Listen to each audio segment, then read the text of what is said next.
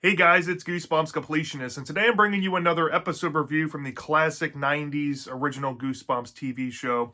This episode comes from season 1. It was written by Bruce Edwards and directed by the man, the myth, the legend, Ron Oliver. And the episode in question is Say Cheese and Die. Now, one thing I need to omit about this episode and me is that I never got to watch this episode when I was younger until the Cartoon Network days, and I finally was able to see the episode for the first time. And I remember really enjoying it to the point where I thought about the classic book that was one of my childhood favorites, and I started to prefer the episode more and more over the book. And as time has gone on, I think that line is starting to kind of blur a little bit with certain things in between both. But I still think that this episode is great. There's a lot of things I really enjoy about this, but currently one of the biggest things I enjoy is the fact that Ron Oliver, who was a director for the Goosebumps TV show and for Are You Afraid of the Dark, directed 2 episodes across both shows that involve evil cameras. And both shows have Richard McMillan playing an eccentric male character, and there's another kid that was in, I think, both stories as well, featured here, which I think are fun nods to both shows in a lot of ways. And this also stars a young Ryan Gosling playing the main character, Greg. There's just so much notoriety with this episode. A lot of people will put this on like the top 10 of the show.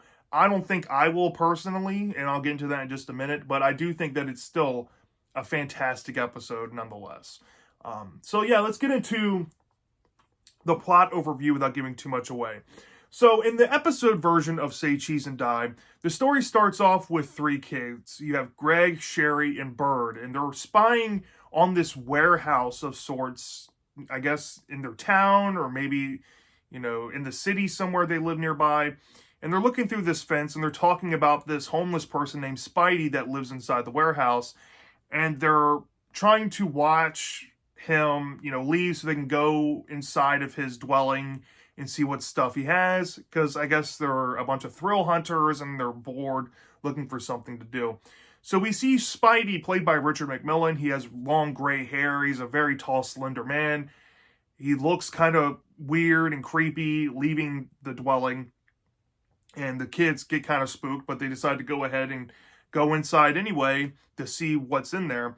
And they find inside this door that he exits from this long staircase that leads down into this dark lit room that's very creepy. And they're going through some stuff. And while they're in there, Greg, who's played by Ryan Gosling, finds this weird looking toy camera that I'll go ahead and show you. It looks like this. Definitely different comparing it to the book's description. Finds this camera and thinks that it's really cool and futuristic, high tech. And Bird is on top of the stairwell and said, "Hey, take my picture." So Greg snaps a photo of the picture, a picture of Bird at the top of the stairwell.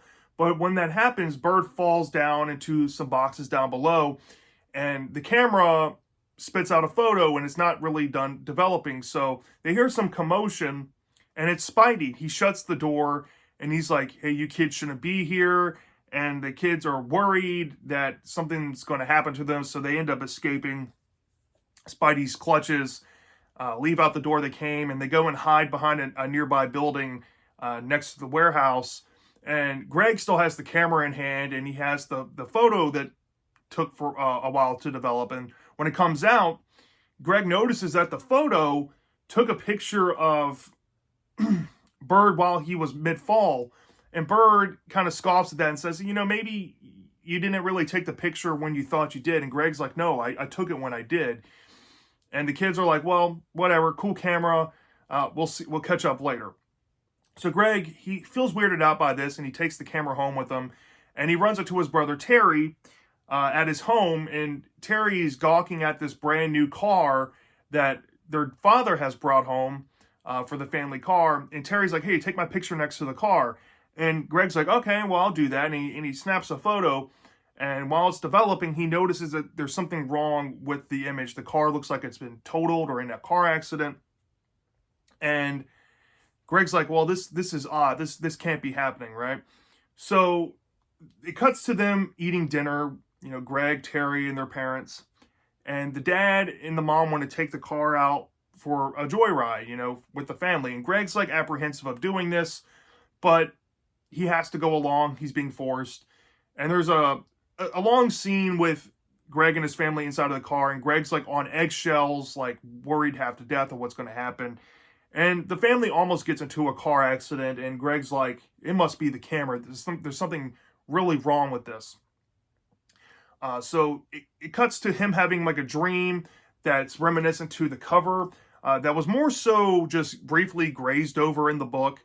But Greg has this nightmare of a family cookout in his backyard, and Greg takes out his camera, goes out to the back porch, sees his dad, his mom, and his brother setting up the cookout and all that, and he snaps a photo. But when he looks at it, his family has been turned to a bunch of skeletons. And he wakes up from his nightmare, knowing that it was all a dream, thinking that, all right, maybe it's time that the camera needs to be like destroyed or disposed of so nobody will, ever be able to find this thing. So he's talking with his friend Bird, and he's going over, the camera and all this weird stuff that's happening. And they end up getting chased by these two older bullies from high school, I guess, because they're in middle school. These high school kids are older, and one of the kids actually played in a few episodes of Are You Afraid of the Dark. He's a redheaded kid. I forget his name. But he was also in The Tale of the Curious Camera, which I think is a fun little nod here. But anyways, the bullies chase them, and Greg and Bird decide to go to Sherry's backyard, since Sherry lives nearby. And Sherry's in her backyard just hanging out, and Greg's like, thank goodness you're here. And Sherry's like, oh, cool camera. Thanks for bringing it. Can you take my photo? And Greg's like, I don't think I should. But Sherry's like, come on, just do it. So she stands by a tree, and Greg snaps a photo. But when the photo starts to develop, Sherry's like not in the photo. And Sherry's like, what a dumb little camera. And Greg's like, yeah, there's something wrong here. But he's trying to kind of internalize it. And before he could snap another photo, because Sherry wants another one, his brother Terry comes and says something has happened to Dad. And Greg and Terry head up to the hospital where their father was in a car accident that totaled, the family car. So that photo finally came true. And Greg's like, okay, this has gone on too long. I'm going to have to, try to do something to this camera. So he's talking with Bird again, and he's like, we got to destroy this thing. And he's all, upset about it. And, he tries to destroy it. Meanwhile, there was a whole thing I just skimmed over. I just remembered. Sherry up and disappeared while they were at the hospital with Greg's family. And the police come to ask Greg about Sherry's whereabouts. He tries to show them the photo, and the police think that it's a prank. And Greg's like, yeah, you're right. Nobody's going to believe me. So he's telling Bird that the camera's too evil. They need to try to destroy it. So he tries to smash it, and it does nothing to it. And Greg, in a fit of frustration, rips up the photos that he took of Sherry, just in some emotional anguish, and asks Bird to take the camera back to Spidey and pretend like none of this ever happened. And Bird's like, nah, I'm not doing it. I'm out. It's going to be too dangerous. So it's basically, down to Greg to kind of handle this by himself. So he ends up going back to the warehouse that night by himself, but he's surprised by Sherry. And Sherry kind of reveals that she randomly ended up back in front of her house a few hours beforehand. And Greg kind of realizes that was around the time where he tore up the photos. So the camera must have done something to Sherry to make her disappear. And he convinces Sherry of this and asks her to help him return the camera back into Spidey's dwelling. So when they think the coast is clear, they head into Spidey's dwelling to put the camera back. But while doing that, Spidey, played by Richard McMillan, shows back up and corners the kids. And the kids are like, hey, we took the camera. We're sorry. We're going to give it back to you. And Spidey goes into his old spiel about what the camera is. And giving the kids, the finger for, taking it, and pretty much, telling the kids what the camera has been doing. It's certain powers. It has powers to predict the future. It's more concrete than what the book had pretty much laid out. But there's still that weird consternation, going on with the plot, and that really doesn't match up to what Spidey says it is, but it is what it is, right? So the kids are like, all right, fine, whatever. It's a supernatural camera. You can have it back. We'll keep your secret because Spidey wants them, wants this thing hidden forever. And Spidey's like, well, I can't let you go. You know too much. And there's an altercation between Sherry, Greg, and Spidey. And something happens with the camera that does something to Spidey that gets the kids out of the situation. They're able to escape. But the bullies from earlier in the story were kind of following Greg to get their hands on this cool camera. And something happens to them. And that's where the episode wraps up. So that, in a nutshell, is the Say Cheese and Die episode. So off the bat, one thing I really love about this episode is the acting is probably some of the best in the entire show. Ryan Gosling did a fantastic job playing Greg Banks. And it's always fun seeing like big time, big name celebrities and these Goosebumps episodes like Hayden Christensen in Night of the Living Dummy 3, or Katarina Scorzone from Trilogy, or even Laura Vandervoort from, Haunted House Game and Deep Trouble. They went on to have somewhat successful careers. And Ryan Gosling arguably has one of the biggest careers. So that's really cool to see that, he got his, start and stuff like this. Richard McMillan, who plays Spidey, I think did a fantastic job in the role. He was perfectly creepy, perfectly mysterious. Yeah, you don't feel his presence lurking like in the book, but when he steals the show in every scene he's in. So I really dig that. I like some of the changes they made with the friend characters. They got rid of Michael from the book, who just basically was there to get in fights with Bird. So Bird was a lot more tolerable here. I think Sherry was more of a wallflower in the story as a result for cutting out certain scenes, especially the big one in the book, and kind of reducing that to a more fate of chance. But I do feel like these subtle changes helped remedy the issues that most people have with the book, and that Greg keeps making these dumb decisions. As in the episode, Greg is trying to actively do the right thing, but he keeps stumbling into his friends with the camera, and all this stuff keeps happening with it. So it's not like he's actively contemplating on preparing to take the camera to a birthday party or a baseball game or anything like the book did. So Greg is a little more believable with his choices. And I think the rooted in realism aspect that the book had is a bit more streamlined here. So I really like it. In terms of aesthetic things like the atmosphere and stuff compared to the book, and I don't like to normally do this, but I love the setting of this episode. Like you have like the warehouse downtown, which is a bit different from the book. The neighborhood looks like a close-knit neighborhood like the book described. There's some genuine atmosphere here, and I think Spidey's lair is one of the creepiest things I think I've seen in the Goosebumps TV show. It legit had some tension there. And the thrill of breaking and entering and stuff that kids do, all that is captured like the book. The emotions that Greg goes through maybe aren't as deep as the book, but you do still feel them. And Ryan Gosling does, a pretty decent job at conveying those emotions, especially dealing with his friends and his father and what's been going on since he's gotten the camera. Which leads me to the camera itself. A lot of people love to complain that the camera in the episode looks like a very dated 90s thing. They're going for this, I guess, high-tech camera that really didn't exist at the time. And they made it really bulky and flashy with strobe lights and stuff like that. But I dig that about this episode's interpretation of the camera. I think that the camera here is much cooler than the description of the book. And I'll always stand on that hill. Even though some people want to say, the camera is supposed to look like a normal camera. Whatever, it is what it is. If you think that, that's fine. But I love the camera design here. And yeah, really no complaints. Even the ending, which is mildly different from the book, I really enjoy the ending here. It did what it needed to do. in a lot of ways. But I do have some negatives with it. And my negatives really stem down to the episode keeping some of the sins of the book. My main problem with the book is that the vagueness of the camera, and I think it only gets worse in Say Cheese and Die Again, which I have yet to cover, but the vagueness of what this camera is it predicting the future? Is it just willing these things into existence? What is this? The powers are all over the place. It has the power to make people disappear. It has the power to, predict the future. That's prevalent.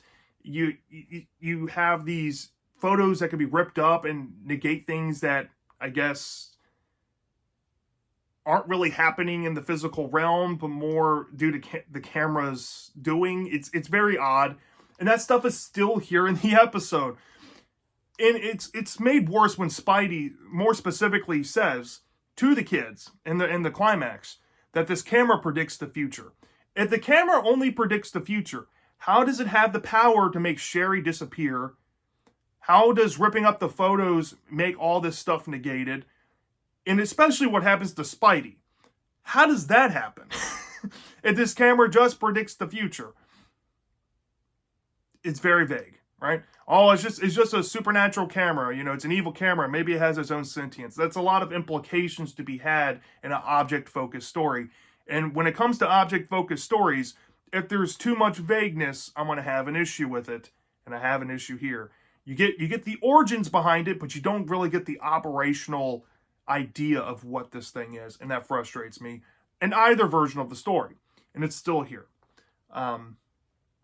Another thing that I think is a big, obvious one, especially for fans of the books, and I will say this, it is kind of prevalent in here, the nerfing of the story is kind of noticeable. I think the book had a lot more grisly scenes involving the camera, especially the baseball scene with Bird. That was one.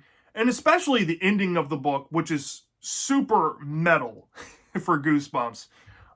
Which I don't really get why they tweaked the ending here, or why Bruce, the person who wrote this story, chose this direction. Because if I'm being honest, plenty of episodes in Goosebumps involve characters biting the dust. And another thing I think I noticed in season 1 is that you do have some episodes with this, like The Girl Who Cried Monster, right? That's the twist of the story. That's what makes it work. But in this episode, and episodes like Piano Lessons Can Be Murder, where there's more darker endings, they tweak it to a more silly, lighthearted, angle. And in this one, I really feel like that some of the tweaks were really unnecessary. Because they weren't really that bad. Maybe the Spidey ending in the book might have been too much. But then again, you look at later episodes, they actively show people like catching the axe in the story. Maybe they felt that Spidey really didn't deserve that, but it is what it is.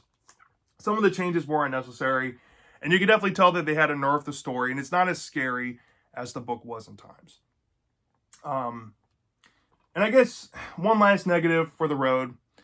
One thing I really don't like about this episode is the fact that when you break down the book, right, and you look at what the book was able to accomplish, at least in terms of setting up scenes, the pace of this episode kind of, in one way, the changes of the plot and how the stuff goes along, I've already mentioned this as a compliment.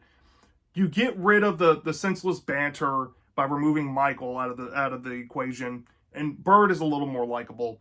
You get rid of certain scenes where, Greg was kind of forced to make a dumb decision by making it more of a fate of circumstances. That's another thing. But how streamlined the story is, I think does get in the way. The pace, to me, is a little rushed. I kind of wish that in hindsight, they could have maybe, instead of inserting the dream sequence that's on the cover here, maybe just do something completely different. Instead of trying to build up to that, the car stuff, still being there, it's more in tune to the book. But I feel like the emotional weight of it all isn't the greatest thing. And that's what I'm trying to get to. You have the pace gets in the way of building emotion. And yeah, like I said, in the positives, you do kind of feel those emotions from Ryan to the best of the script's abilities. But it's not, I don't think it's as whole as it was in the book, where you do feel Greg's genuine frustration. You feel that, the stuff happening with his dad, what happened to Bird, his best friend going missing, the cops are looking into him. All this stuff just adds and adds and adds on, and you feel that, right? You feel this escalation to that point. I don't really feel like you get that here because of the pace at the end of the day.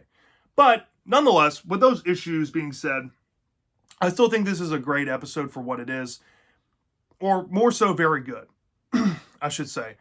In my head, I was kind of teetering between like a 4.4 and a 4.5 out of 5 stars, like pretty much on the money. And with those negatives, I kind of, thought about them, and I said, I'll deduct like 0.2 off for each, and I'll give this maybe like a 4.4 out of 5, which is a B plus of an episode. And that's where I'm at with it. In my opinion, it's so close to being great. But like I said, it keeps more so the sins of the book. Unfortunately, it's one of those episodes. It does have, some pacing issues and building up to those emotions. That is kind of there. And,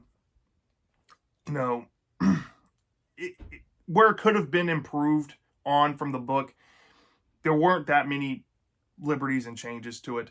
And honestly, what sinks it down to a B plus is that it's not really that scary. Spidey's still really good, and it's very tense in the scenes of his lair. But if it was a little more scarier, I'd be willing to give this an A. It's only scary literally in like the first 5 minutes and the final 5 minutes, if I'm being honest. So, yeah. And if I'm being honest, one last thing I can kind of throw out there, but I'm not going to deduct anything on. In the dream sequence with the camera, when he's at the cookout scene, cookout with his family, and he's pulling up the camera and he sees the photo. In the photo, I think those are drawn on skeletons, and I'm not joking. And I'll leave it at that. It's pretty goofy.